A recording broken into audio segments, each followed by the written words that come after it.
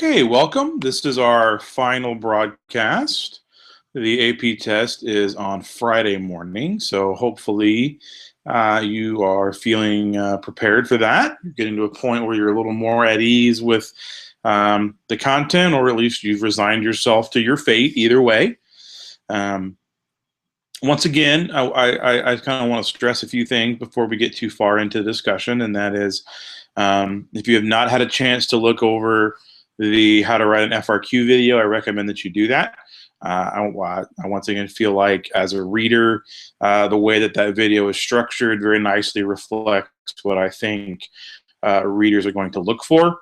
I also think that as you're preparing and as you're doing practice essays, the idea of organizing your essay, taking some time to get your thoughts together, structuring it, outlining it, things like that are incredibly important. And so that being said, I recommend that you do that if you have not done that. Additionally, remember that regardless of what happens on Friday, regardless of how well you do, colleges are going to be looking to see that you took challenging coursework, that you did difficult things as opposed to taking the easy road out. And so the very fact that you have course and put in the work and learn the very important skills that you glean from this course is almost in many cases more important than the outcome of the test. So I'm not saying don't do your best. I'm not saying don't study hard. I'm saying that either way, you've taken on something that a lot of people don't, and you should be very proud of that and proud of the outcomes of that. So. Okay, there's not a lot of questions today. At this point, there's just one, and so I will answer that one.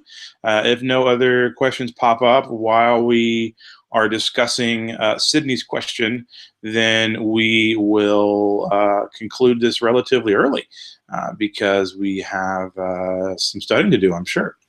Okay, so Sydney asks, can you go into depth about the topics of fundamentalism and denomination? Okay, I will do that. So fundamentalism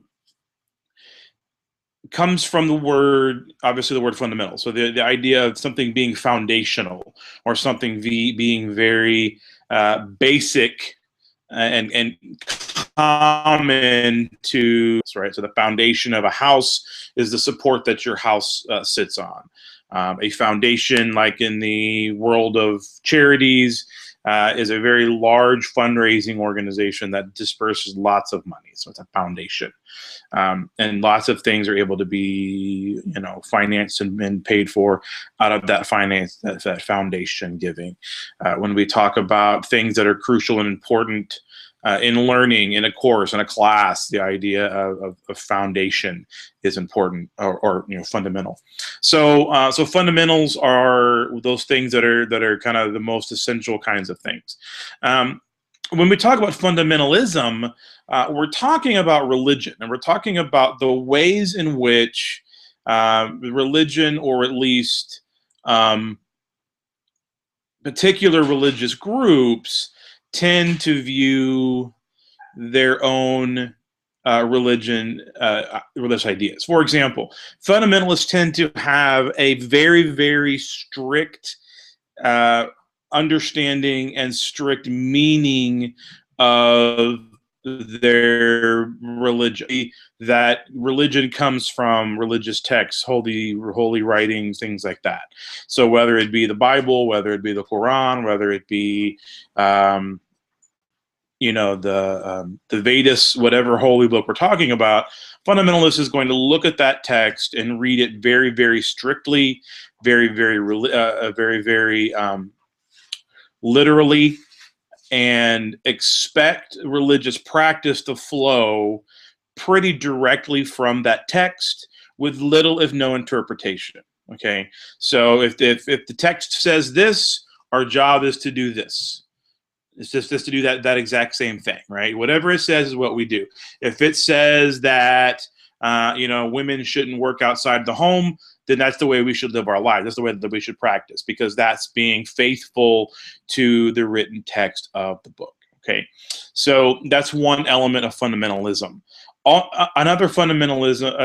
Another distinct part of fundamentalism is kind of the exclusion of other interpretations or other ways of understanding that text. So not only do we have a case where religious groups are reading their text in a very, very specific word for word way and gleaning those word for word meanings out of it, but they expect everyone else who practices that religion to do the same, or they are outside of the intentions and the beliefs of that system. So they would say someone that doesn't do that is not doing the right thing, is not properly following that religion. So fundamentalism is going to have a very strict interpretation and a very strict enforcement on what that on what working out and living out that faith looks like.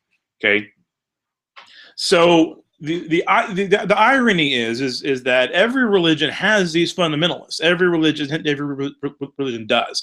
And as we talk a lot about Christian fundamentalism, we like to point to Islam and talk about some of the Islamic fundamentalists and the way that they interpret the Quran and its meanings. But every religion does. There's been a lot of news stories recently about the ultra-Orthodox Jews in Israel and how that is kind of a Jewish fundamentalism.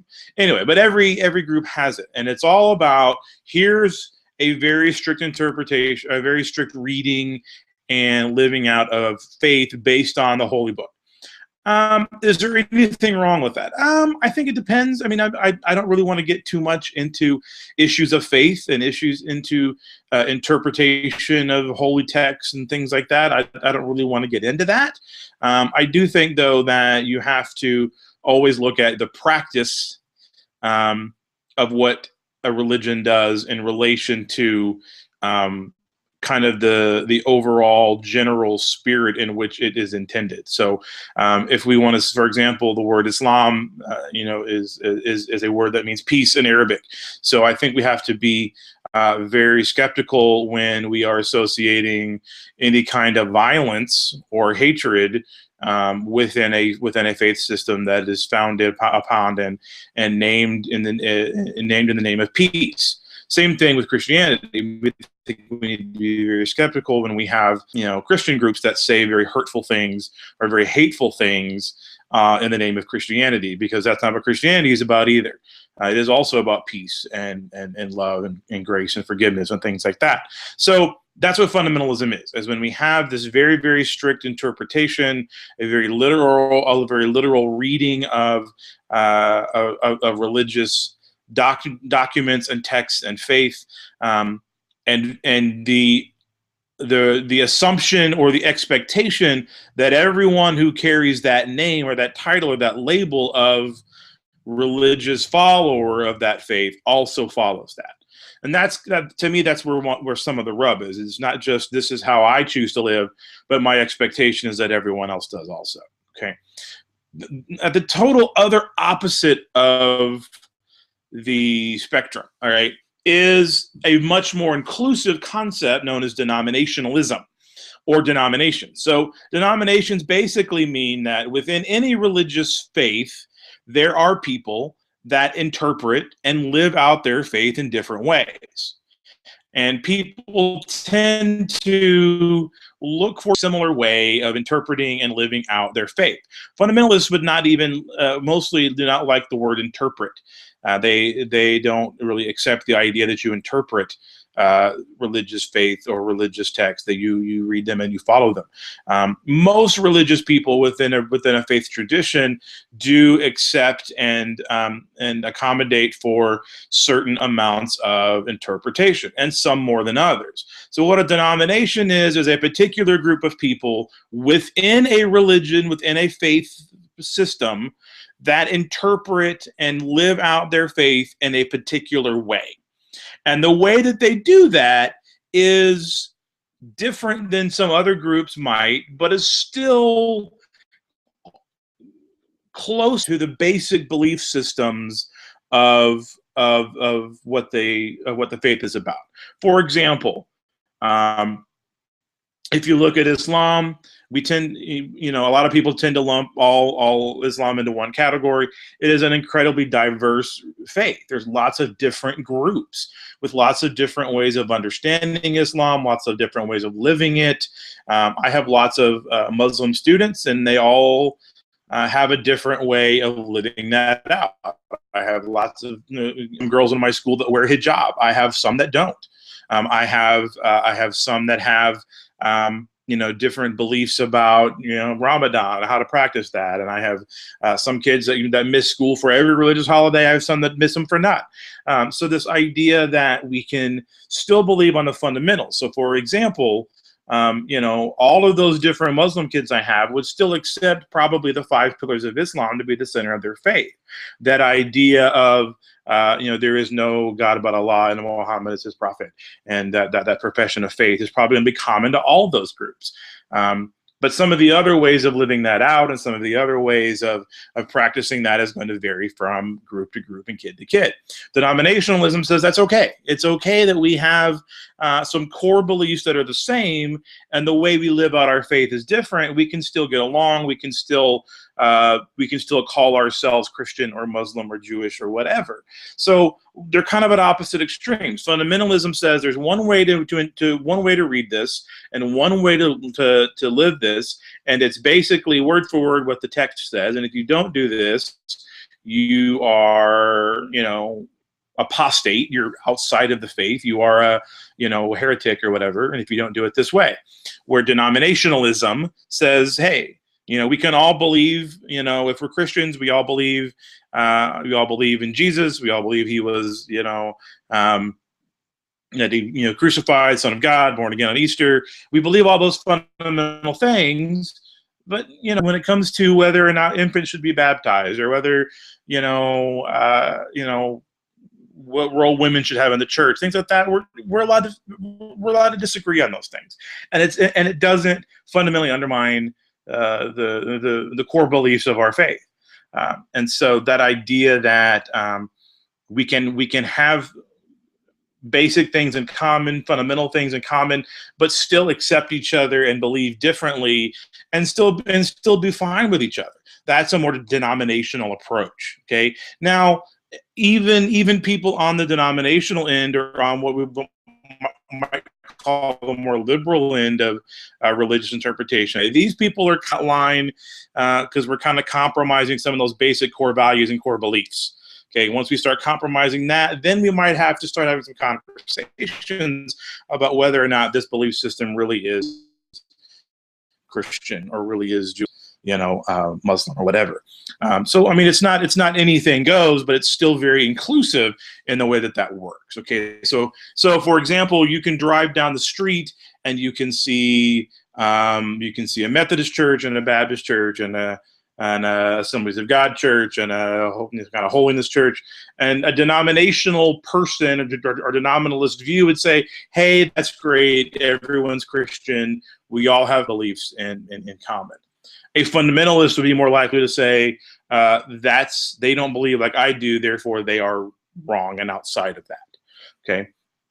I also want to make sure that we don't confuse fundamentalism with radical violence and things like that, because not all fundamentalists resort to those things.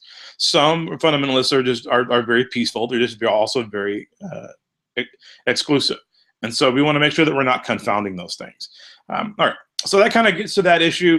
There's also the issue that I think comes up about universalizing versus ethnic, and how some of those kind of things play out.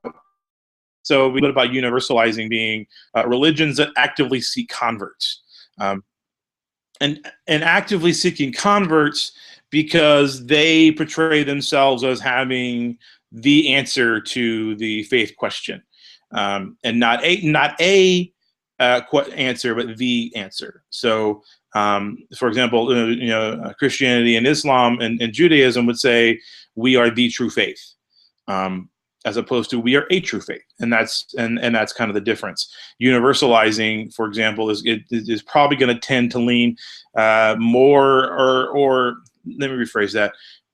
fundamental universalizing religions are probably more likely to have more people that are fundamentalist, just because their religions are defined in some way as the truth as opposed to a truth, where some other types of religions are going to be more open to multiple interpretations or more individualistic. So, it's, for example, ethnic religions like Hinduism is a very individualized faith. The living that out and the manifestations of that and what that looks like in a physical, temporal way looks very different from person to person, village to village, culture to culture. Same thing with Buddhism. Buddhism is going to be very different. And while Judaism is also ethnic, it also has some exclusivity in its theology, like Islam and Christianity kind of does. All right, so those are some ways to kind of think about that idea of fundamentalism and denomination and denominationalism. So think of it as a spectrum. Think of it as, starting on one end with the idea of strict versus not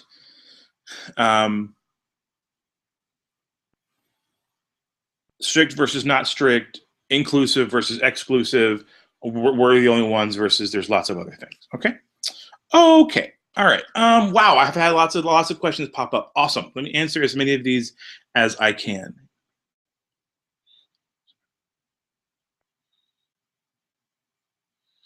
Okay, Lot. I'm looking at Lot. Would it be helpful to know where states are located? So let me clarify what we mean by state. If we're talking about the United States, you probably would want a general knowledge of that, but I would say in that case, you probably would want to know more about regions of the U.S. and what kind of classifies those regions. If we're talking about state in the broader sense of political entity with autonomy and things like that, you need to be pretty familiar with the map. And in last couple of years on the AP test, they've had more specific questions that deal with specific places, so just specific countries and things like that. So I would familiarize yourself with the map. Now, I'm not saying you need to know every country. What I always do with my students is I have them look at every region in the world. And I say, okay, pick out the 3 to 5 most important nations or states or countries in this region and be able to talk about why they are. So I say, okay, let's look at East Asia. We got to talk about, China and Japan, and we got to talk about probably about, South Korea, because those are the dominant powers in the region, right? So okay, tell me why. All right, let's look at South America. We need to know about Argentina and Brazil. We should probably know about Chile. So be able to talk about those states, why they're the most important states. Okay, be able to talk about the different regions of Africa. What are the dominant states? So don't feel like you have to know every country on the planet, because I don't even know that. I could not list them for you. So don't think you have to do that. But look at the map and say, okay, in this part of the world, in this region, what are the major countries that I should be familiar with? Okay, something that's helpful for that is if you go to the Population Reference Bureau. They have a document called the Population Data Sheet. You may have used this in the population unit with your class. They nicely divide up the world into smaller regions. So Africa, for example, has like 4 or 5 regions in it. Europe has 3 or 4 regions within it. So that makes it kind of easier to deal with these continents that have lots of countries and identifying which ones are most important, to look at it in terms of some smaller regional ideas. Okay, so basically region is always going to be important to know, and what those characteristics are. Okay, all right. All right, Jesse, can you please go over break of bulk point, informal sector, and bid rent theory? Okay, break of bulk point basically is a geographical point at which a product shifts from one transportation mode to another, or where it changes form in some kind. So, for example, if it goes from a ship to a truck, it's a break of bulk point. If it goes from a train to something else, that's a break of bulk point. If anytime you have, for example, we have a large amount of volume of things and we're going to ship it and then it's going to be distributed out from that point, also a break of bulk point.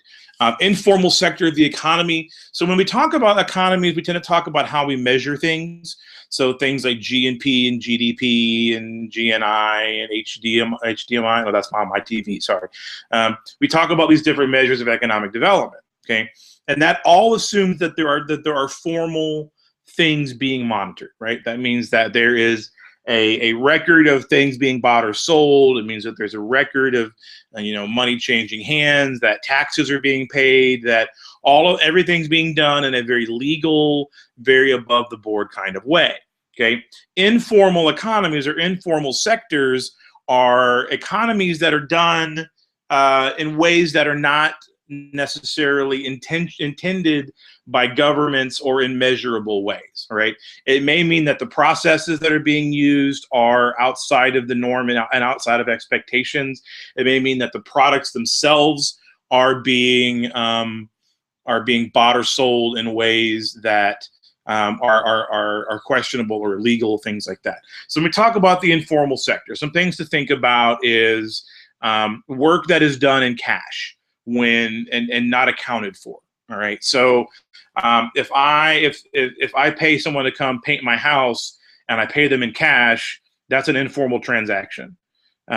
If I don't report that to the government and they don't report that to the government, that's an informal economy because that money is not accounted for and it's not properly followed up on.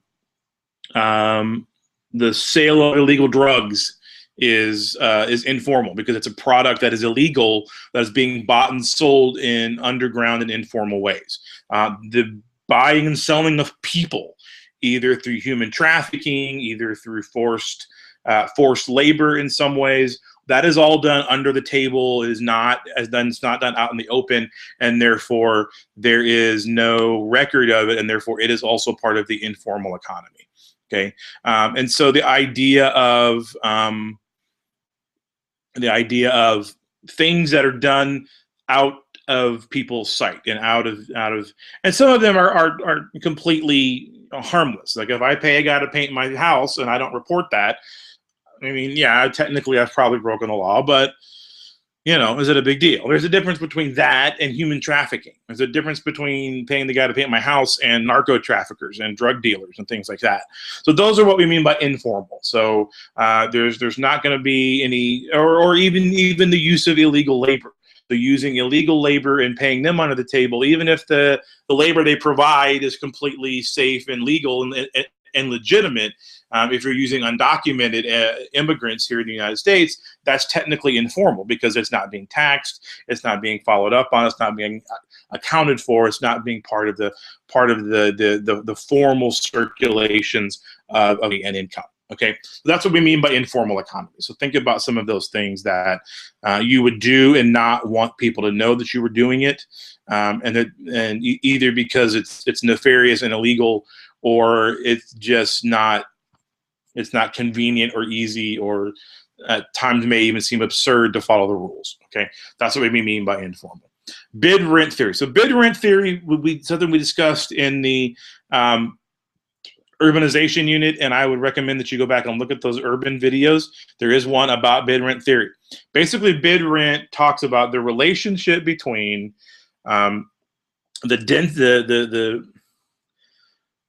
the price of land in an urban area relative to the center of town. So if we go back to that idea of the central business district, the central business district is important because it is the intersection of lots of transportation nodes and lots of transportation highway systems. Okay, so the land at that place, at that CBD in that middle of town, can be very, very, very expensive because it's in high demand.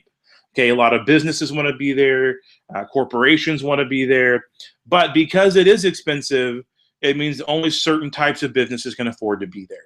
So, Fortune 500 companies, big companies are going to set up there, and they're going to try to minimize their physical footprint because the land value is so tall or so high. Okay, so they're going to have lots of tall buildings there that have very, very high land value, okay, because of its location. Also, it's going to be a place where we may not need as much land to do our business, and therefore it's beneficial to set up there. If you need a lot of land, then it's not necessarily beneficial to set up near the CBD if you don't have to be, because the cost, right? So the next layer outside of that CBD district and that central cluster is where you might see industrial development happen. And the reason why it happens there is because you need more land than you would at a bank building because of manufacturing and production. So you need more space, and you can pay more space for more space, but you don't want to pay for that amount of space at the most premium price, right? So you can handle paying the amount of space that you need at the next layer out. Okay. The last kind of step of bid rent is this idea of residential, which lives the furthest out. Residential because it's going to require more square footage or living space. But most importantly, because individual residents simply do not have the economic means to live in the city center, unless you live in high density multifamily kind of thing, or if you fall into some of those categories like sinks and dinks, where you have lots of disposable income. Okay, so it's that idea that there are kind of these different stages of where people of economic activity within an urban area, and then it's determined by your distance from the CBD, the amount of square footage that you need, and the amount of income and disposable money that you can spend on that space. Residents can't spend that much. Industry needs more land, and commercial places need less land and can afford to pay for it. And so that's kind of what that bid rent theory looks like. It's about those relationships between those kinds of things. All right, awesome.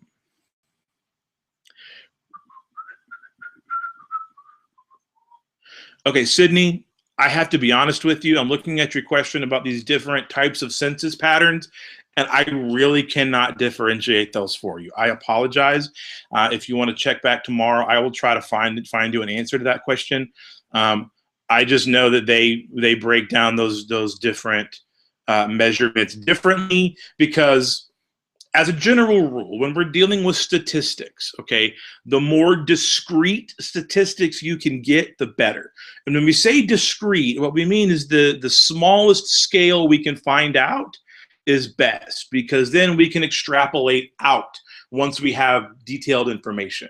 It's harder to do the opposite. If we have very broad information, we can't necessarily narrow it. So what we want to do when we gather statistics is we want to find the smallest possible unit of measurement that is consistent, and then we can go out from there. Okay, so what we have here in the things that you're asking for are just some different ways to measure on very basic levels. Okay, so metropolitan versus micropolitan versus broad-based statistical areas.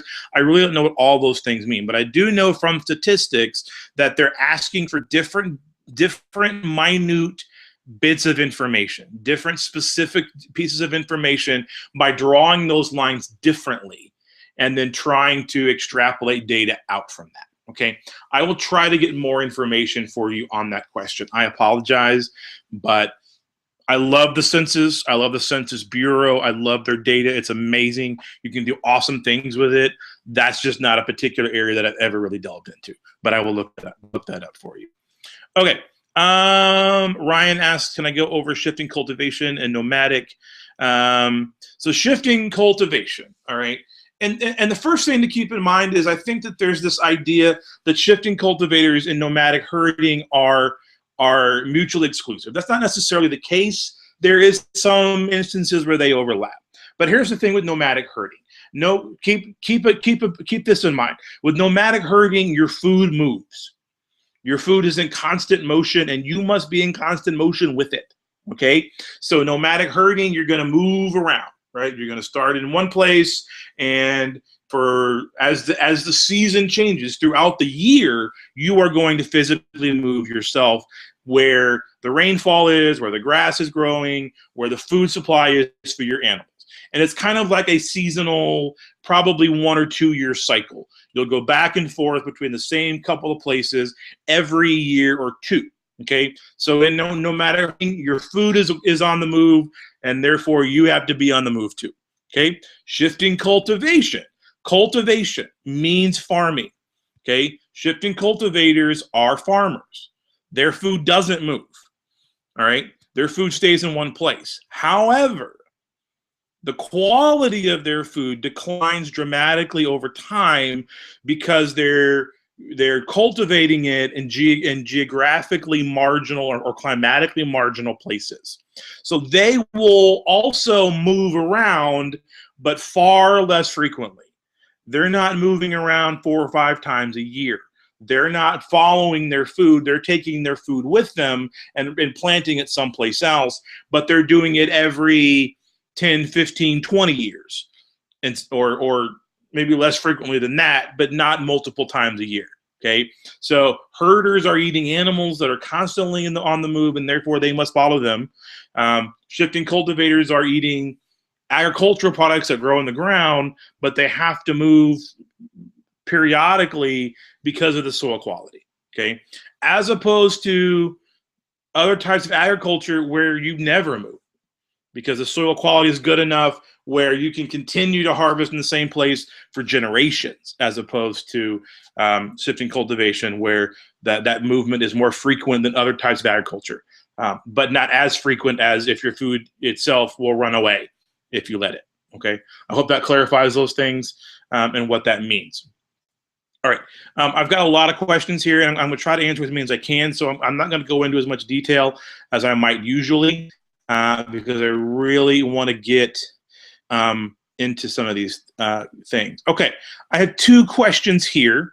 Thank you, Tina, for posting Ellen's question. I guess Ellen is hugger. Oh, that's good. I'm also a hugger. All right. Please discuss culture, globalization, and terrorism. Okay, I'm not exactly sure how to answer the question about culture. Culture is a massive concept. Okay, culture is learned behavior. Culture is ways of life. Everything from the food we eat to what we education to what we believe about gender roles. All of that is issues of culture. Now, the thing to remember about culture is changeable. It can change. We make choices throughout our life, the extent of culture to which we are most familiar, right? We are not born with a culture in a biological sense, but we are taught a culture from a very early age. And as we age, as we get older, as we get more mature, as we understand the world better, we are given opportunities every day to make choices about whether or not we choose to embrace that culture that we are familiar with, or to do different things and make different choices.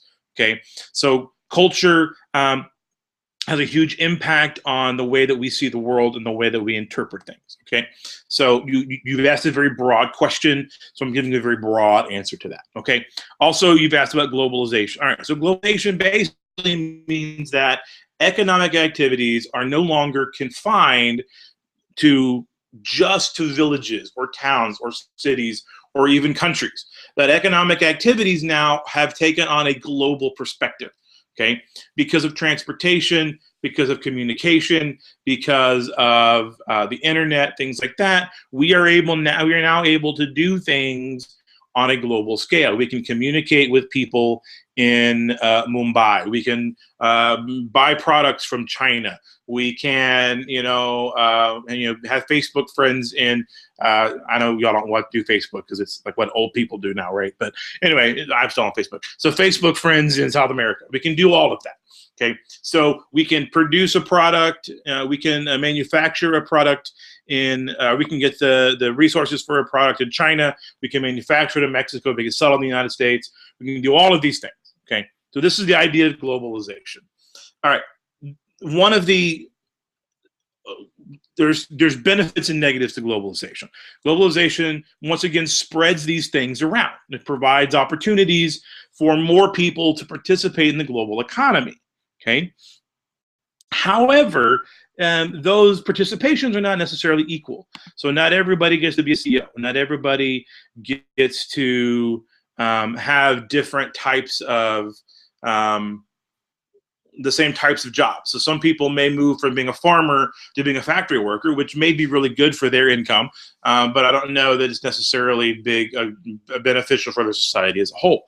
So this idea that as these economic activities spread, as they become more varied, as more and more people globally are involved in the global economy, that there's some give and take to that. For example, one of the big advocates of globalization and writing is Thomas Friedman. He's a writer for the New York Times.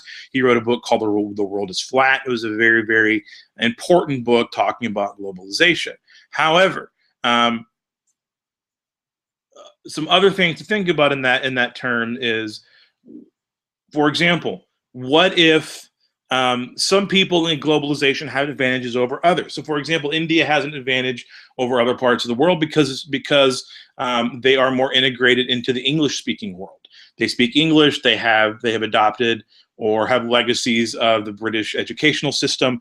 They have the infrastructure to do certain things other places don't. So while globalization happens, it doesn't happen equally. It doesn't happen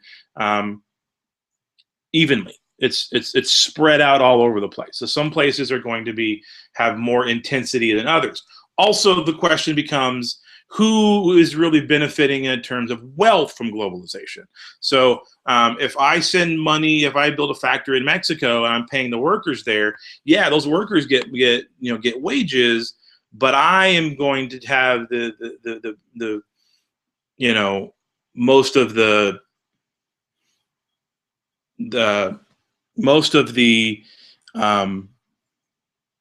I've lost my train of thought here. Most of the capital, most of the profits, most of the wealth comes back to me. Okay, all right. So really think about the world instead of being flat, as Freeman describes it, the world as being kind of spiky or pointy. Okay, all right.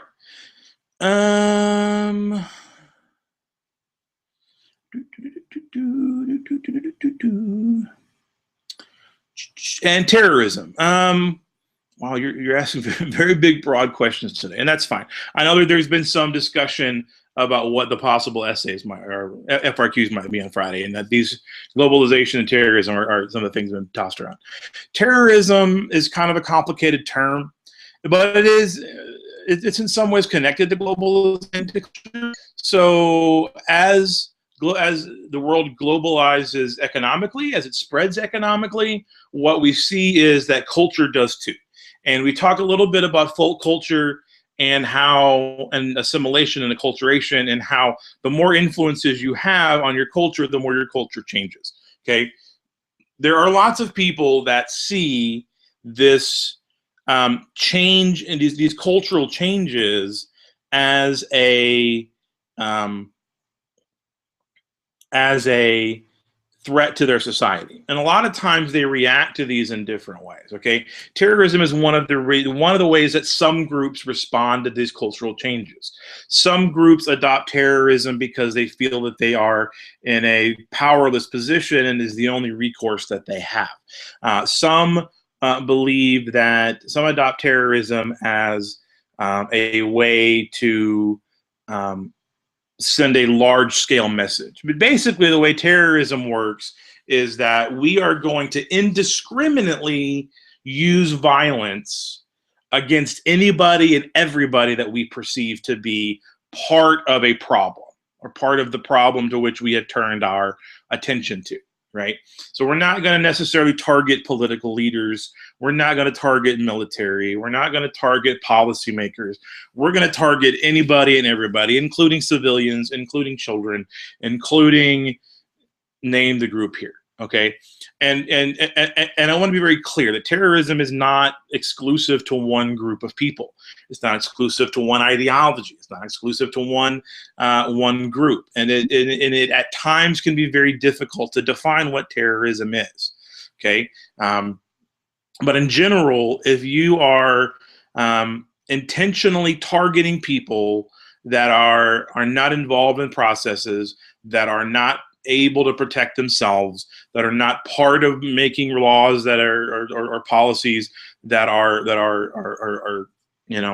targeting you, if you are intentionally targeting those people, if your job, if your focus in your action is to bring fear to people and not to solve a particular problem, then that is terrorism. Okay.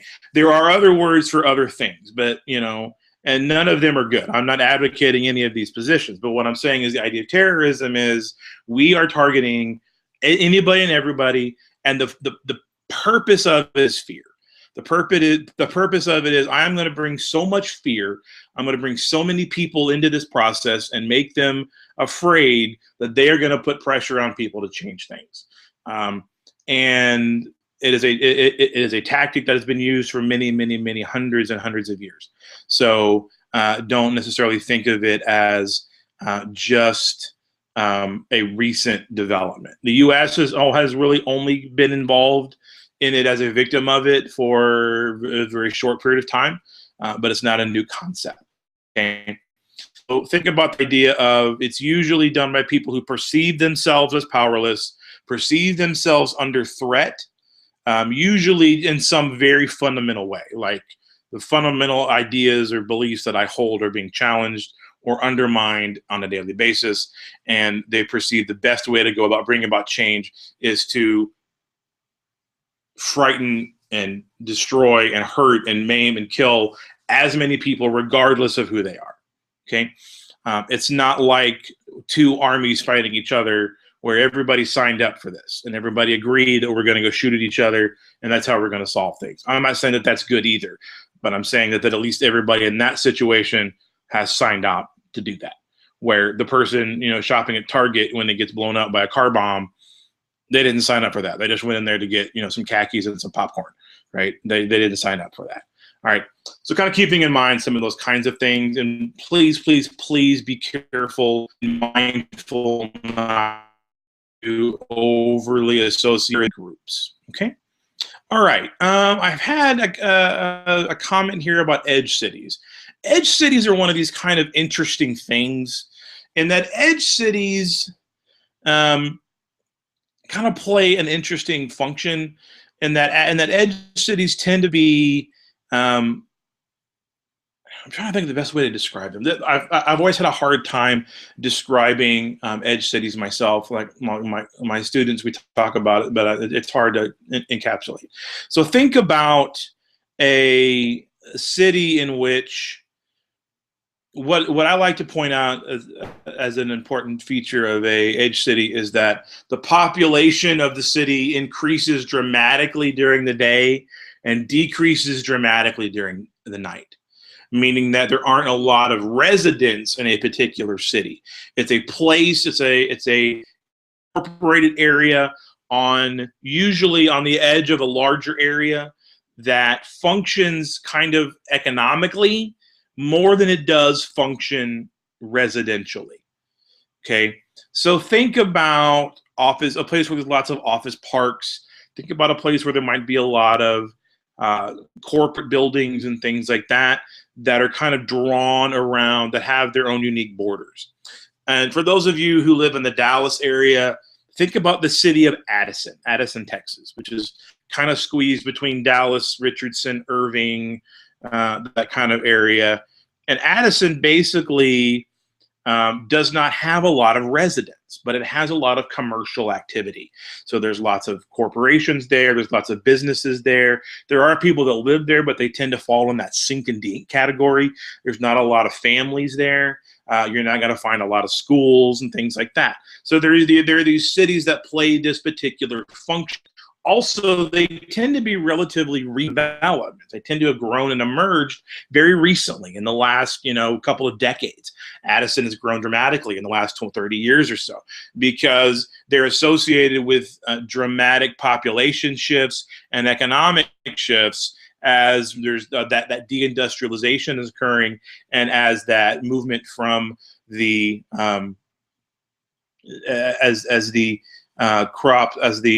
I'm sorry, not the crops move. That's another question. As the CBD becomes less important and those businesses move further out, closer to where people live, they kind of coalesce, and you see some agglomeration happening around those kind of things. So those are the idea of edge cities. They're these kind of in between places that you probably don't see a lot of people living in, but there's still a lot of economic activity that happens in them. And so there's lots of things that happen there that make them unique. So I grew up in a town that was called a bedroom community, meaning a lot of people lived there, but not a lot of people worked there. There wasn't a lot of jobs in the town that I grew up in. Everybody left town to go to work and came home at night to sleep and be with their families. So it was a very heavily residential area, but had a very low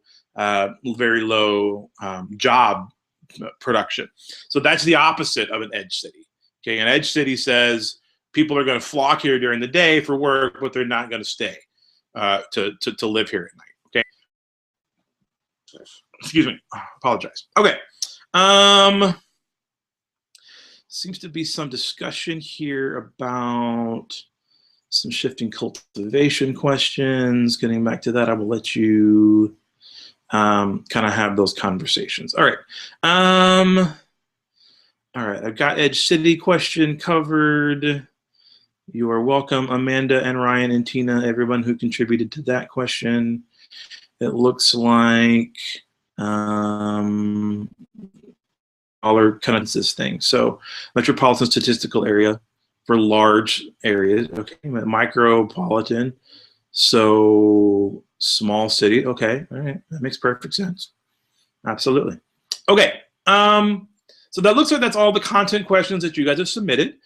We've got a few more minutes here, so I just kind of want to leave you with some important things to keep in mind. Oh,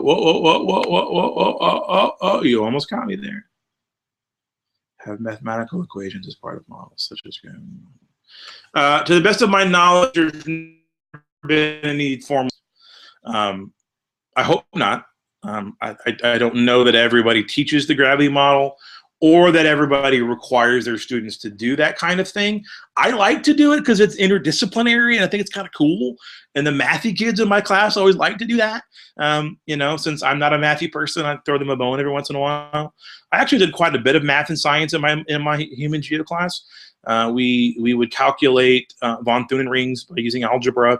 We would do some math with lots of science with some things like sustainability, population, things like that. To the best of my knowledge, no, I don't see them asking you to do that. I just don't feel like that. I don't know what purpose it would serve in terms of the way the FRQs are structured. I think it's way too specific for what they might ask. Now, understanding what the gravity model is, absolutely. Understanding what those relationships look like in terms of the idea that the gravity of a place can overcome its distance, absolutely. Be familiar with the concept. I don't think they're going to ask you to solve anything. I have never needed a calculator on the AP test, or seen anybody need a calculator on the AP test. I think it would be really unfair for them to do that if they've never asked you to do that before. If they didn't say, all right, teachers, make sure your students know how to do this. I just think that would be too far outside of what would be normal and fair for that. Okay, so conceptually, yes, know it. In terms of being able to do the math, I'm gonna say no. Okay. Same thing on other statistical measures. I don't see them asking you to do any calculations. I don't see them asking you to do anything other than know what a term means and how to interpret it, right? So what does infant mortality mean, and how do we interpret that, and what role does it play, as opposed to calculate the blah blah blah blah blah. If there are statistics, I think they will be things that are common. So you may have to know things about replacement rate, which we know is 2.1 for the developed world, 2.8 or so for the developing world. It's a statistic, but you're not being asked to calculate, you're just being asked to know it, right?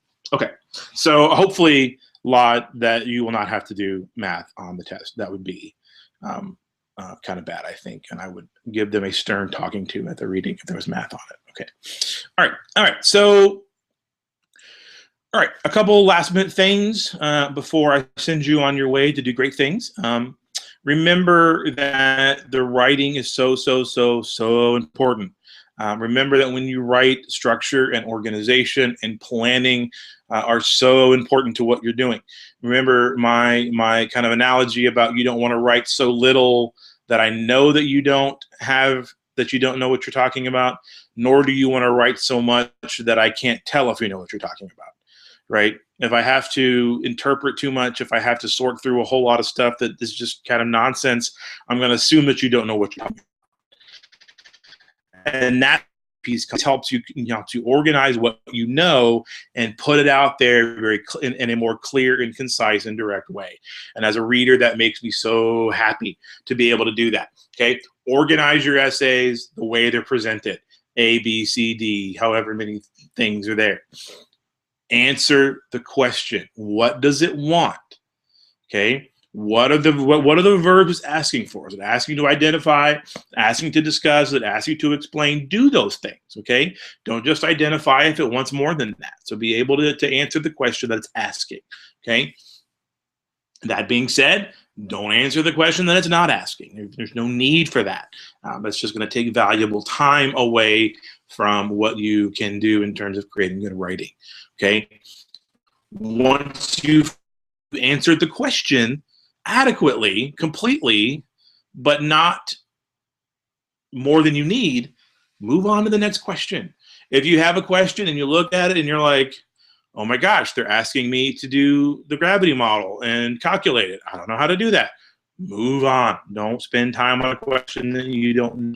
Okay? You can always come back later and stare at the blank page and hope that the answer falls from heaven on you once you've finished everything else. But don't wait for that, lightning bolt to hit you and give you the answer when you may have questions waiting for you that you do know.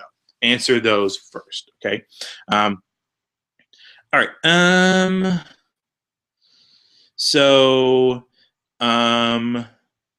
Yeah. So once again, if you have not had a chance to look at my essay video, please do. If you have not had a chance to do any practice essays, now is the time. I would do as many as you can. I would do 3 or 4 between now and Friday, and I would time yourself. You've got 70 minutes. You probably need to be able to write a good essay in 20 minutes to make sure that you have enough time to account for ones that may take you longer than others. So if you've not had a chance to practice the timing of the test, I highly recommend that you do that. Find a quiet place, pull up an essay, and time yourself through that process, okay? All right. Amanda, you asked about bulk gaining and bulk reducing. I actually covered that a few minutes ago earlier. So if you just want to go back and watch the first probably 15 minutes of this broadcast when it's posted, there'll be an explanation in there at that. Okay. Other things. I've been getting lots of questions about test taking or about test preparation strategies. And once again, I don't have a best strategy, but at this point, 48 hours away, probably whatever works best for you. And while normally I would say pace yourself, I still believe that, but we're kind of at crunch time now. So be looking over those things and asking lots of questions. If you don't have a study group, find someone to sit down with and study with. Go back over whatever materials you have access to. But ultimately, what I have found is people that take tests under high amounts of stress don't do as well as those who are more relaxed and more comfortable. So what you have to do to find your happy place before the test, to be relaxed walking into that testing room, whatever it is, if you have to go to Walmart and buy Superman pencils, if that makes you feel better and more at ease, then by all means get a Superman pencil. But at this point, finding the balance between I've got a lot to stuff still to get in my head, and stressing yourself out to the point that you go into the test and can't focus or anything like that. This is not the end of your life, folks. It is a step on the way to the greatness that you all will achieve. The fact that you are doing this once again is a testament to your commitment, to your hard work, and your willingness to do hard work, even when hard work is not easy, even when hard work is hard. And even if you walk into that class, that testing room, and don't do as well as you think you should, know that you have done an amazing thing, an amazing job in what you're here. A lot of you are probably 14, 15 years old. Some of you may be older than that, but I know in Texas, a lot of people who take this course are freshmen. And, you know, for a 14, 15-year-old student to take on this challenge and to survive it and to thrive in the classroom doing this says a lot about your character. It says a lot about who you are. And while I know there's a lot of pressure about numbers and grades and, you know, check boxes about college entrance and that kind of stuff, I know all that. But what I do know is that colleges want people who are willing to work, and that colleges want people who are willing to take challenges, and colleges want people that are not going to take the easy way when there's a more challenging way available. And each and every one of you have done that. And while none of you are actually my students, at least not officially, I'm not giving you a grade or anything. I do feel like, you know, over the course of the last few weeks, we've kind of had a nice little conversation, and I feel like I've seen and heard from the questions that you're asking, some really good questions, which means that you're thinking, which means that you're really grappling with the content, as opposed to just, you know, hoping to walk in there and see what happens. And, you know, that grappling, that asking questions, that thinking, that's really what learning is about. And so whatever happens on Friday, I'm very proud of all of you. If you happen to run into me somewhere, please say hello and say, hey, I'm, you know, so-and-so from the MOOC broadcast, and you don't know me, but I recognize your beard with its gray streak, and thank you. Or you were horrible, I did horrible, I hate you. You're welcome to say that if you believe that. I apologize. But I still will be proud that you have taken this on, regardless of what you do. And finally, guys, please make sure at some point in the next couple of days that you, if you haven't already done, thank your teacher. Thank whoever put in an incredible amount of time and effort to provide these opportunities for you, to provide content for you, hopefully to make the content that you, the learning that you've done meaningful and important, and you feel like you haven't wasted your time, but that you've learned. So, you know, either you know, Friday after the test when everything is over, or sometime before you leave for the summer, sit down with your HGAP teacher and just say thanks for all their hard work. Believe it or not, it really is very meaningful to us to hear that. Because while we don't do it for that, it's not why we do this. We do it because we care about you. It's still nice to hear it every once in a while. So, all right. That being said, guys, that looks like we have no more questions. And once again, it's been great. I appreciate the time. I appreciate your good questions. It makes the time that I'm spending on this all the more valuable for me. All right, guys, good luck. Good night's sleep, eat breakfast, and ultimately know that your life will not end at 8 a.m. on Friday. Your life will go on, and you will be successful no matter what happens on Friday. All right, guys, I am signing off. Hasta.